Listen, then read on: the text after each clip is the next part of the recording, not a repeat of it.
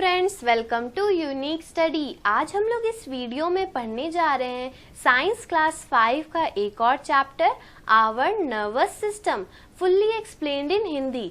तो चलिए बिना देरी किए शुरू करते हैं। और शुरू करने से पहले अगर आप लोगों ने हमारे चैनल यूनिक स्टडी को सब्सक्राइब नहीं किया है तो तुरंत कर लीजिए, जिससे हमारी अगली वीडियो या फिर कहे कि अगला चैप्टर आप तक सबसे पहले पहुंचेगा। और बेल आइकन दबाना ना भूलें। So let's start. Nervous system. The nervous system is the main controlling unit of our body.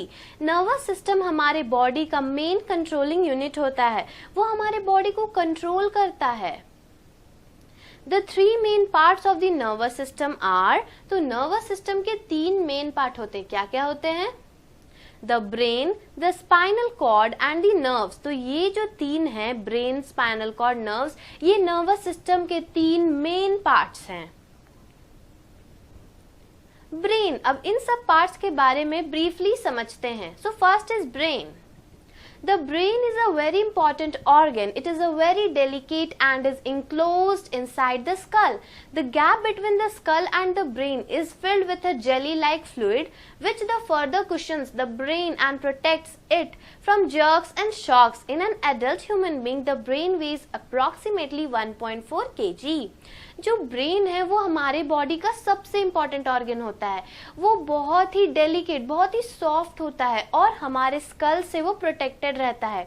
School और ब्रेन के जो बीच में डिस्टेंस होता है ना, वो जेली से भरा होता है, जिसे फ्लूइड बोलते हैं, जेली लाइक फ्लूइड, जो कि ब्रेन को कुशंस करता है, अच्छे से रखता है और उसे जर्क और शॉक से प्रोटेक्ट करता है। एक एडल्ट ह्यूमन बीइंग का जो ब्रेन होता है उसका वजन अप्रोक्सीमेटली 1.4 kg होता है। Parts of the brain. अब ब्रेन के पार्ट्स क्या होते हैं? The brain is made up of 3 main parts. तो ब्रेन 3 मेन पार्ट से बने हुए हैं, सेरेब्रम, सेरेबेलम और मेड्यूला। तो ये 3 पार्ट ब्रेन के हैं जिससे ब्रेन बना हुआ है। अब इन तीनों के बारे में डिटेलिंग में पढ़ेंगे। So first is cerebrum. It is the largest and the highly developed part of the brain, which is located in the upper part of the brain and uppers the front and the back part of the head. It is responsible for thinking, learning, intelligence and logic. तो cerebrum जो होता है वो brain का सबसे largest और highly develop part होता है, जो कि ब्रेन के सबसे अपर पार्ट में लोकेटेड होता है, जो आपके जो बैक पार्ट है हेड का उसे कवर करता है। ये रिस्पॉन्सिबल होता है थिंकिंग, लर्निंग, इंटेलिजेंस और लॉजिक। तो जो हम लोग याद करते हैं, सोचते हैं, हमारा जो इंटेलिजेंस है, जो लॉजिक लगाते, सब ये सब काम ब्रेन का सेरेब्रम पार्ट करता है। सेकेंड है cerebellum. It lies below the cerebrum. It maintains the posture and balance of our body. It regulates our muscular movements and coordination. तो सेरेबेलम सेरेब्रम के जस्ट नीचे लाई करता है। ये हमारे बॉडी को बैलेंस करता है और उसे पोस्चर देता है। हमारे मस्कुलर मूवमेंट और उसके कोऑर्डिनेशन का रेगुलेट सेरेबेलम करता है। थर्ड है medulla. It is also called the brain stem. It lies beneath the cerebellum. The brain is connected to the spinal cord through the medulla. Medulla controls the activities such as heartbeat, breathing, sneezing and swallowing. Medulla जो होता है उसे हम लोग एक और नाम देते हैं, वो है ब्रेन स्टेम, जो कि सेरेब्रम के नीचे होता है, उसके बीनीथ होता है। ब्रेन जो है वो स्पाइनल कॉर्ड से कनेक्टेड होता है। किससे? मेड्यूला की मदद से। तो मेड्यूला की मदद से ब्रेन स्पाइनल कॉर्ड से कनेक्टेड रहता है। मेड्यूला कंट्रोल करता है हमारा हार्ट बीट, ब्रीदिंग, स्नीजिंग, स्वैलोइंग। तो ये सब एक्टिविटी मेड्यूला कंट्रोल करता है। तो ये था 3, सेरेब्रम, सेरेबेलम और मेड्यूला, जो कि ब्रेन का पार्ट है, उसके बारे में brief description. The brain needs continuous supply of oxygen and blood to function well. The right half of the brain controls the left side of the body and the left half of the brain controls the right side of the body. तो ये बहुत ही main point है। हमारे brain को हमेशा oxygen और blood का continuous supply चाहिए होता है। तो जो ब्रेन का राइट कॉर्नर है, राइट हाफ ब्रेन है, वो आपके बॉडी के लेफ्ट साइड को कंट्रोल करता है, और जो ब्रेन का लेफ्ट हाफ है वो आपके बॉडी का राइट साइड को कंट्रोल करता है। नेक्स्ट टॉपिक है functions of a brain. Brain का फंक्शंस कैसे होता है? The brain is the control center of our body. It stores information in the form of memory and helps to recall the information. It receives and sends signals to and from the different parts of the body. जो हमारा brain है वो हमारे body का main control centre है, इसी से हमारा पूरा बॉडी कंट्रोल रहता है। ब्रेन में जो इंफॉर्मेशन स्टोर होता है वो मेमोरी के फॉर्म में स्टोर होता है और हमेशा हेल्प करता है कि हम लोग उन सब इंफॉर्मेशन को रिकॉल करते रहे। ब्रेन हमेशा सिग्नल को रिसीव और सेंड करता है, वो body parts, different parts of the body part से सिग्नल रिसीव करता है और कुछ कुछ सिग्नल उनको भेजता भी है। नेक्स्ट टॉपिक है spinal cord.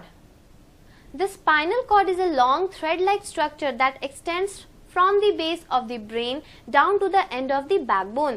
The backbone surrounds the spinal cord and protects it from jerks and injuries. Function of the spinal cord. The spinal cord transfers information from the brain to the rest of the body. It also controls the reflex action. तो spinal cord एक long thread जैसा structure होता है जो कि brain के base को extend करता है down to the end of backbone. जो बैकबोन है वो स्पाइनल कॉर्ड को सराउंड करता है और उसे जर्क और इंजुरीज से बचाता है। तो स्पाइनल कॉर्ड का मेन फंक्शन क्या हुआ? स्पाइनल कॉर्ड का मेन फंक्शन ये है कि वो ब्रेन से सारा इंफॉर्मेशन पूरे बॉडी पार्ट्स में पहुंचाता है। ये हमारे रिफ्लेक्स एक्शन को भी कंट्रोल करता है। तो रिफ्लेक्स एक्शन क्या होता है?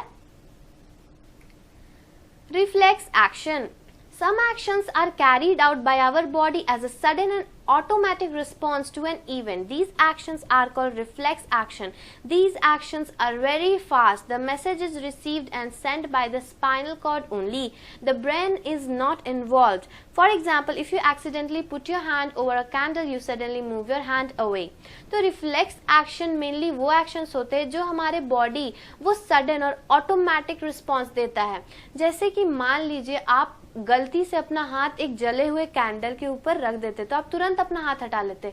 वो आपको पता नहीं है कि आप हाथ हटाने वाले हैं, लेकिन वो सडन रिएक्शन होता है उस इवेंट के, उस ऑटोमेटिक रिस्पॉन्स आता है आपकी बॉडी के तरफ से कि हाँ हाथ हटा लो।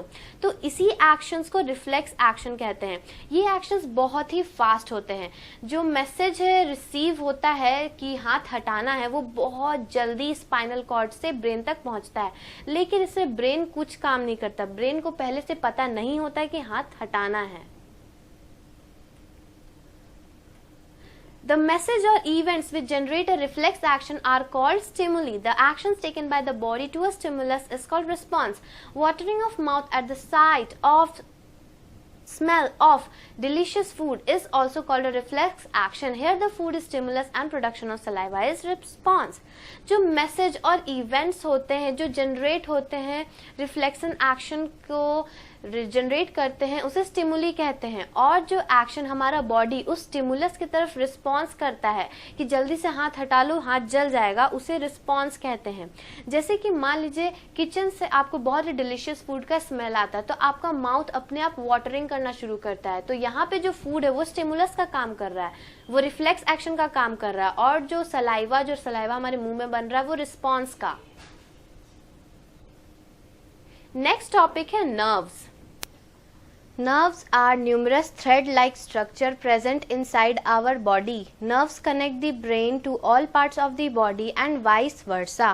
तो nerves जो होते हैं वो thread-like structure होते हैं जो हमारे body के अंदर present होते हैं। Nerves पूरे body parts को brain से connect रखता है। Types of nerves। अब nerves कितने तरीके के होते हैं? Nerves are of three main types: sensory nerves, motor nerves, mixed nerves. Nerves के तीन टाइप्स होते हैं, पहला सेंसरी नर्व्स, दूसरा मोटर नर्व्स और तीसरा मिक्स्ड नर्व। तो इन सब नर्व्स के बारे में अब हम लोग डिटेल में पढ़ेंगे। फर्स्ट है sensory nerves. These nerves carry messages from the various organs to the brain or to the spinal cord. ये जो सेंसरी नर्व्स होते हैं वो मैसेज को कैरी करते हैं बॉडी के ऑर्गन से ब्रेन तक, वो ऑर्गन से सारा मैसेज कलेक्ट करके ब्रेन तक पहुंचाते हैं या फिर स्पाइनल कॉर्ड तक पहुंचाते हैं। सेकेंड है motor nerves. They carry messages from the brain or the spinal cord to different parts of the body. तो मोटर नर्व्स जो होते हैं वो सेंसरी नर्व्स के जस्ट उल्टा काम करते हैं, वो मैसेजेस ब्रेन या स्पाइनल कॉर्ड से लेके बॉडी के डिफरेंट पार्ट्स तक पहुंचाते हैं। थर्ड है mixed nerves. They carry messages from the brain or the spinal cord to different organs as well as the different organs to the brain or to the spinal cord. ये जो mix nerves होते हैं वो messages जो हैं carry करते हैं brain और स्पाइनल कॉर्ड से ऑर्गन्स की तरफ पहुंचाते हैं और ब्रेन और स्पाइनल कॉर्ड की तरफ वापस भी लेके आते हैं। तो मिक्स नर्व दो काम करते हैं, वो ब्रेन से मैसेज लेके ऑर्गन तक पहुंचाते हैं और ऑर्गन से मैसेज लेके ब्रेन तक वापस पहुंचाते हैं। अगला टॉपिक है sense organs. The organs which helps us to see the world around us are called sense organs. The 5 sense organs are the eyes, the ears, the nose, the tongue and the skin. जो organs हमें दुनिया को देखने समझने में helpful होते हैं वो सेंस ऑर्गन्स कहलाते हैं। तो सेंस ऑर्गन्स 5 तरह के होते हैं। पहले आईज, सेकंड ईयर्स, नोज, टंग और स्किन। तो 5 सेंस ऑर्गन्स होते हैं इन टोटल। इनकी मदद से हम अपने वर्ल्ड को अच्छी तरह से देख और समझ पाते हैं। पहला सेंस ऑर्गन है the eyes. The human eye is a very small organ about 2.5 centimeter in diameter. The eyelids protect the eyes from dust and injury. Internally, the eye consists of the following parts. जो human eye होते हैं वो human body के सबसे छोटे organ होते हैं जो कि जिसका diameter 2.5 centimeter होता है। जो eyelids हमारे आँखों के ऊपर present होते हैं वो हमारे eyes को protect करते हैं dust और injury से। तो आई के बहुत सारे पार्ट्स होते हैं इंटरनली। क्या क्या होते हैं?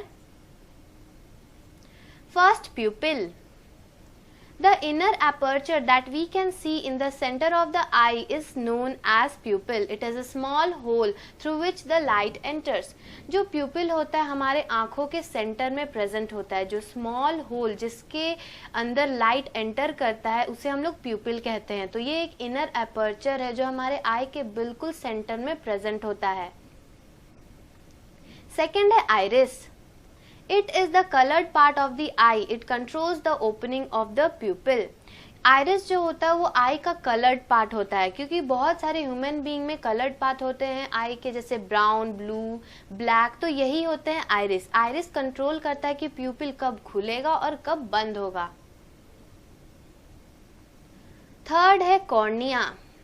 It is a thin transparent tissue that covers the front of the eye. Cornea जो होता है वो एक थिन, एक पतला ट्रांसपेरेंट टिश्यू होता है जो हमारे आई के फ्रंट को कवर करता है। Next, retina. This lies behind the eye ball. The image is formed on the retina. तो रेटिना आई का सबसे इम्पॉर्टेंट पार्ट होता है। ये आई बॉल के जस्ट पीछे लाई करता है, उसका वही प्लेस है लोकेशन का। जो इमेज हम लोग देखते हैं वो रेटिना में ही फॉर्म करता है, इसीलिए आई का सबसे इम्पॉर्टेंट पार्ट है क्योंकि इसी के वजह से हम लोग दुनिया को देख सकते हैं। जो इमेज है बाहर का वो हमारे रेटिना में ही फॉर्म करता है। फिर नेक्स्ट आता है lens. The lens helps in focusing the light that passes through the pupil into the eye. It helps in focusing the image on the retina. जो लेंस है वो लाइट पे फोकस करने का, जो कि हमारे प्यूपिल से पास करता है, उस पे फोकस करने के लिए हेल्पफुल होता है। ये हमारे जो आँखों को इमेज पर अच्छी तरह से फोकस करने का मदद करता है जो कि रेटिना में फॉर्म करता है। नेक्स्ट है optic nerve. It carries impulses from the eyes to the brain. जो चीज़ हम अपने आँखों से देखते हैं वो हमारे ब्रेन तक भी पहुँचता है कि ये क्या है, तो वो ऑप्टिक नर्व काम करता है। जो हमारे आँखों देखा चीज़ है वो ब्रेन तक पहुँचाने का काम ऑप्टिक नर्व करता है। केयर ऑफ द आईज, अब हम लोग आईज का देखभाल कैसे कर सकते हैं? Wash your eyes regularly with clean and cold water, अपने आँखों को हमेशा साफ और ठंडे पानी से धोते रहना चाहिए। डू नॉट स्टडी और वर्क इन डिम लाइट और वेरी ब्राइट लाइट, सबसे कम लाइट और सबसे ज़्यादा ब्राइट लाइट में हमें ना तो स्टडी करना चाहिए और ना ही वर्क करना चाहिए। Do not read in a moving vehicle, किसी भी व्हीकल में जब हम लोग बैठते तो वो मूव करता है, तो उस समय हम लोगों को कुछ पढ़ना नहीं चाहिए क्योंकि उस पर आइज पे बहुत ज़्यादा स्ट्रेस पड़ता है। नेक्स्ट है do not read while lying down, सोते सोते हमें नहीं पढ़ना चाहिए। डू नॉट वॉच टीवी और play games on the computer for long periods, हमें ज़्यादा देर तक ना कंप्यूटर देखना चाहिए, ना ही गेम खेलना चाहिए और ना टीवी देखना चाहिए, उससे हमारे आंखों पर स्ट्रेस होता है।